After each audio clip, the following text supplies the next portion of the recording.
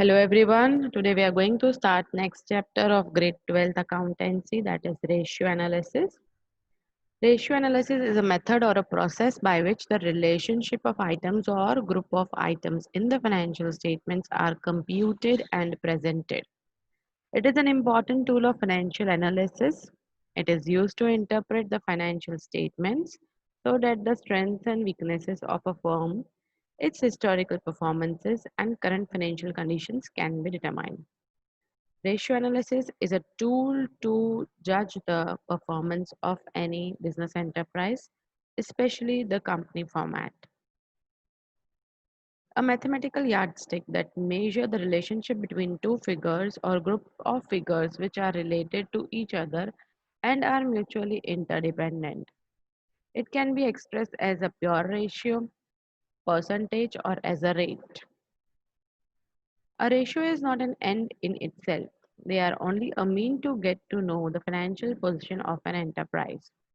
Computing ratios does not add any information to the available figures. That means the figures that are in the end balance sheet remains the same. We are going to compute them, we are going to work on them. It only reveals the relationship in a more meaningful way so as to enable us to draw conclusions therefrom.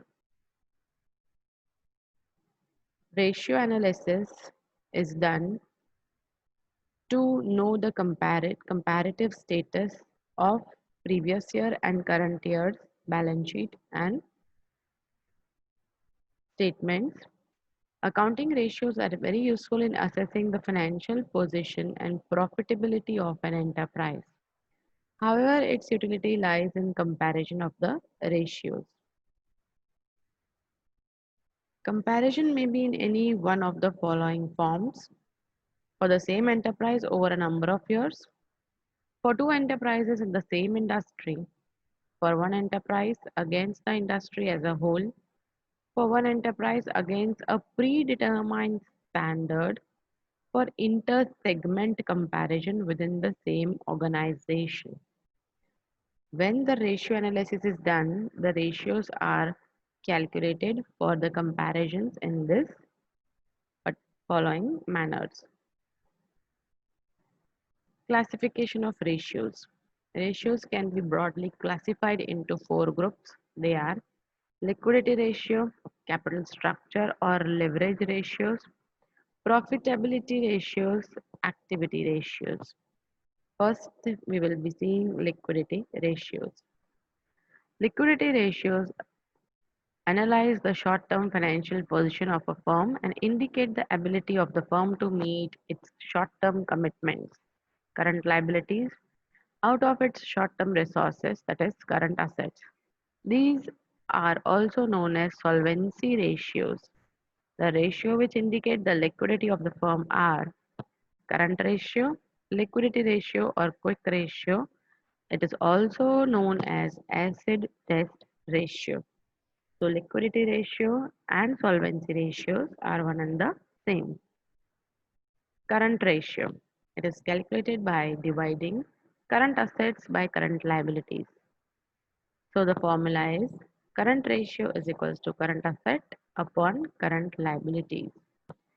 Conventionally, a current ratio is of 2 is to 1 and it is considered as ideal or satisfactory.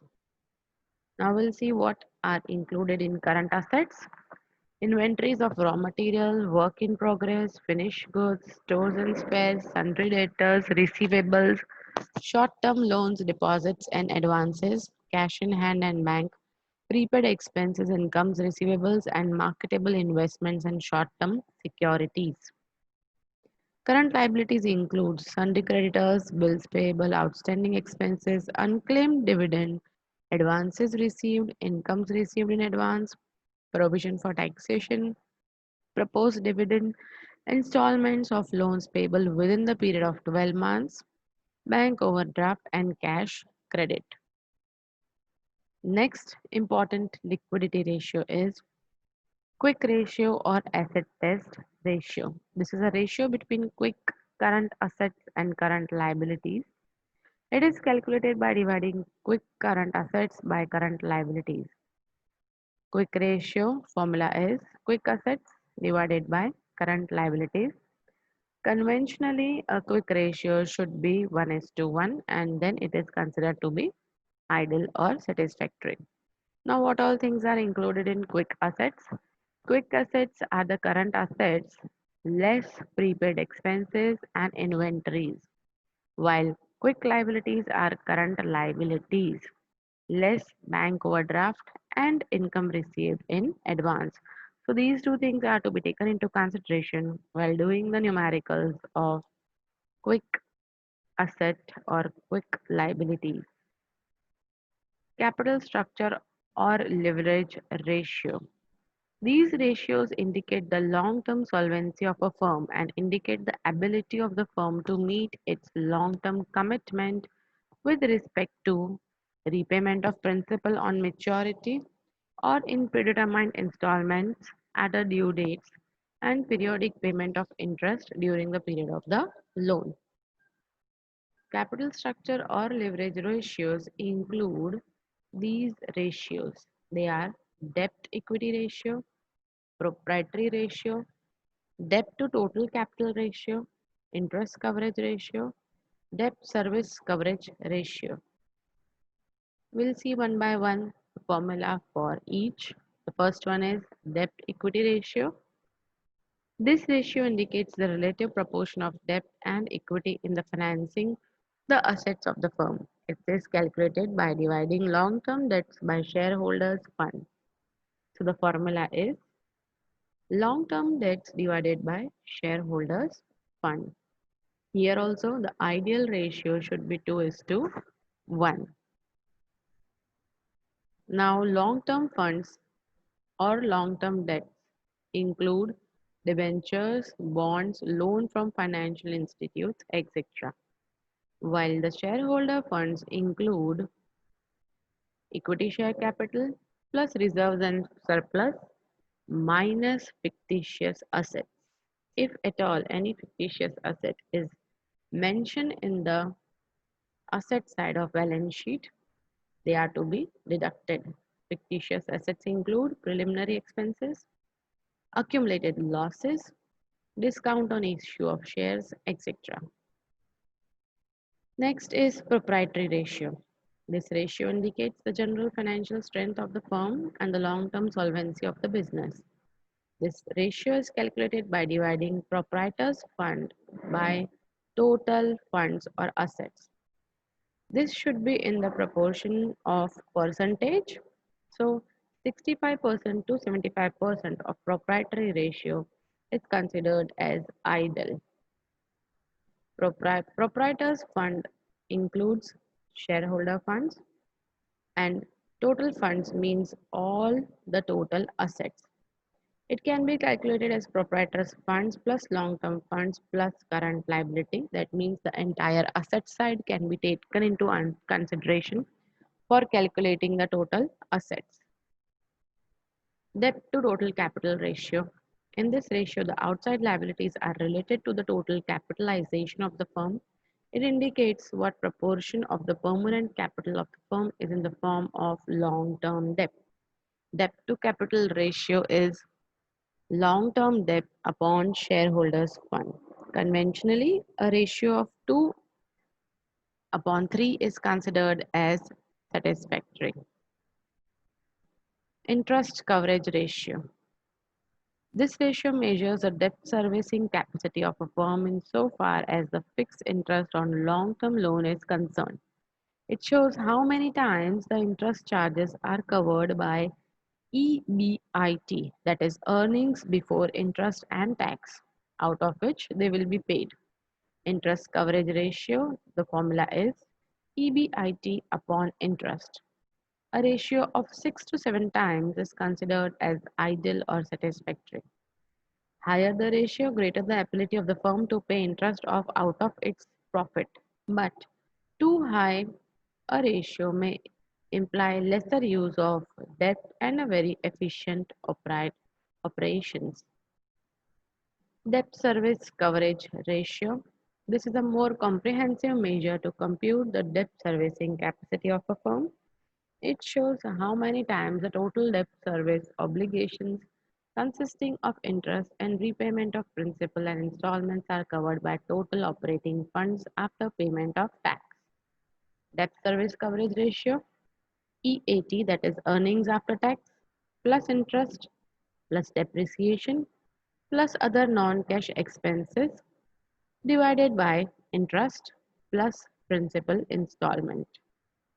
In this ratio also 2 is to 1 is considered as a satisfactory ratio or an ideal ratio.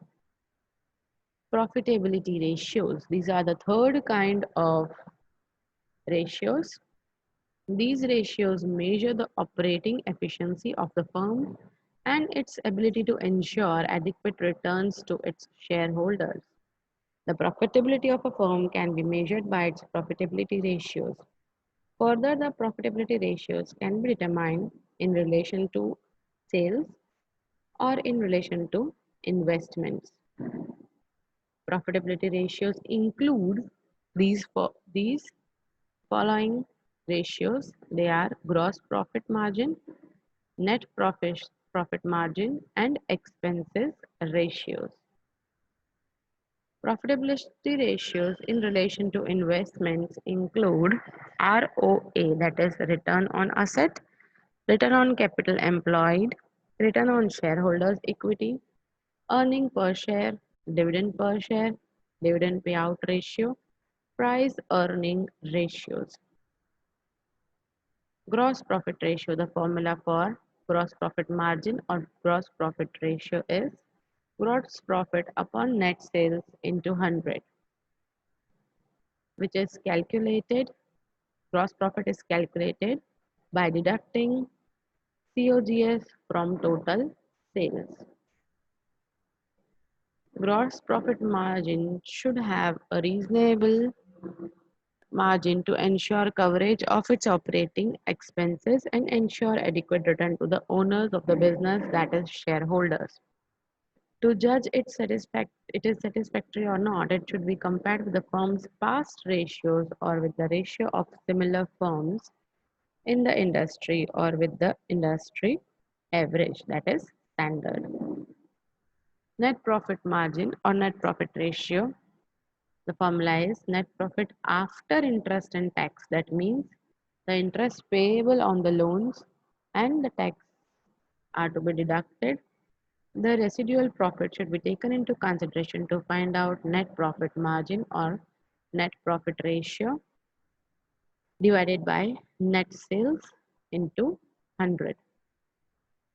It should be expressed in percentage, and it higher the ratio is the greater the capacity of firm to withstand adverse economic conditions. Similarly, if lower the ratio, the firm is not that much competent. Expenses ratios. These ratios are calculated by dividing various expenses by sales. The variants of expenses ratios are material consumed ratios, so material consumed upon net sales, manufacturing expenses ratio, so same upon net sales into 100 into 100, administration expenses, selling expenses, operating ratio, that is cost of goods sold plus operating expenses upon net sales into 100. Same way, financial expenses ratio is financial expenses upon net sales into 100. So these are the expenses ratio and they determine that what is the comparison of expenses or what is the percentage of expense to the net sales. The expenses ratio should be compared over the period of time with the industry average as well as with the ratio of firms of similar type. A low expenses ratio is favorable. The implication of a high ratio is that only a small percentage share of sales is available for meeting financial liabilities like interest, tax, and dividends. Return on assets. This ratio measures the profitability of the total funds of a firm. It measures the relationship between net profits and total assets. The objective is to find out how efficiently the total assets have been used by the management. Return on assets formula is net profit after taxes plus interest into 100 divided by total assets. Total assets exclude fictitious assets. As the total asset at the beginning of the year and the end of the year may not be same, the average of total asset may be used as the denominator. Return on capital employed. This ratio measures the relationship between net profit and capital employed. It indicates how efficiently the long-term funds of owners and creditors are being used. Return on capital employed, the formula is net profit after tax plus interest into 100 upon capital employed. Capital employed denotes shareholders' fund and long-term borrowings. To have a fair representation of the capital employed, average capital employed may be used as denominator. Return on shareholders' equity. This ratio measures the relationship of profits to owners' fund. Shareholders fall into two groups, that is preference shareholders and equity shareholders. So the variants of return on shareholders equity are return on total shareholders equity, that is the formula is net profit after sales after tax, net profit after tax upon shareholders equity into 100, and another is only equity shareholders. So total shareholders equity include preference share capital plus share capital plus reserves and surplus less accumulated losses and fictitious assets. To have a fair representation of the total shareholders fund, average total shareholders fund may be used as denominator. Return on ordinary shareholders equity, that is net profit after tax minus preference dividend. That means here we are only taking into equity shareholders and we are not taking into consideration the preference shareholders. You can use the formula as per the requirement of the numerical question. Ordinary shareholders equity or net worth includes equity share capital plus reserves and surplus minus fictitious asset. Earning per share. This ratio measures the profit available to the equity shareholders on a per share basis. This ratio is calculated by dividing the net profit available to equity shareholders by the numbers of equity shares. Earning per share, the formula is net profit after tax minus preference dividend divided by number of equity shares. That means a one share will give return to the shareholder at this rate. Dividend per share. This ratio shows the dividend paid to the shareholder on a per share basis. This is a better indicator than the EPS as it shows the amount of dividend received by ordinary shareholders, while EPS merely shows the theoretically how much belongs to the ordinary shareholder. Dividend per share is equals to dividend paid to ordinary shareholders divided by number of equity shares. Dividend payout ratio. This ratio measures the relationship between the earnings belonging to the ordinary shareholders and the dividend paid to them. Dividend payout ratio is total dividend paid to the ordinary shareholders or net profit after tax minus preference dividend. Dividend per share upon earning per share into 100. Price earning ratio, that is market price per share and earning per share. This is not in your syllabus but for knowledge that when the company has started and till date how well the company has progressed. Next ratios are activity ratios. These ratios are also called efficiency ratios, assets utilization ratios or turnover ratios. These ratios show the relationship between sales and various assets of a firm. The various ratios under this group are inventory or stock turnover ratio, debtors turnover ratio and average collection period, asset turnover ratio, creditors turnover ratio and average credit period. One by one we'll see the formula. Inventory or stock turnover ratio. The formula is cost of goods sold upon average stock, where average stock can be calculated by dividing opening and closing stock addition by 2. Inventory turnover ratio can also be calculated by dividing sales by closing inventory. So two formulas for inventory turnover ratio. One is using cost of goods sold, another is using sales. A firm should have neither too high nor too low inventory turnover ratio. Too high ratio may indicate very low level of inventory and danger of being out of stock and incurring high stock out cost. On the contrary, too low ratio indicates of excessive inventory entailing excessive carrying cost. Debtors turnover ratio and average collection period. Debtors turnover ratio, the formula is credit sales upon average debtors plus bills payable. That means bills payable should also be made on average basis. Average collection period may be in month, days in a year divided by debtors turnover. That means first we'll find the debtor turnover ratio and on the basis of that we'll find debtors turnover. In general, a high data turnover ratio and a short collection period is preferable. Data turnover ratio means how well and how quick the debtor will pay the debts, will clear the debts. That give us a brief idea. Asset turnover ratio. Total asset turnover ratio formula is sales or cost of goods sold upon average total assets. Fixed assets turnover ratio, sales upon or cost of goods sold upon average fixed assets. Capital turnover ratio, sales or cost of goods sold upon average capital employed. Working capital turnover ratio, sales or cost of goods sold upon net working capital. Asset turnover ratio are indicative.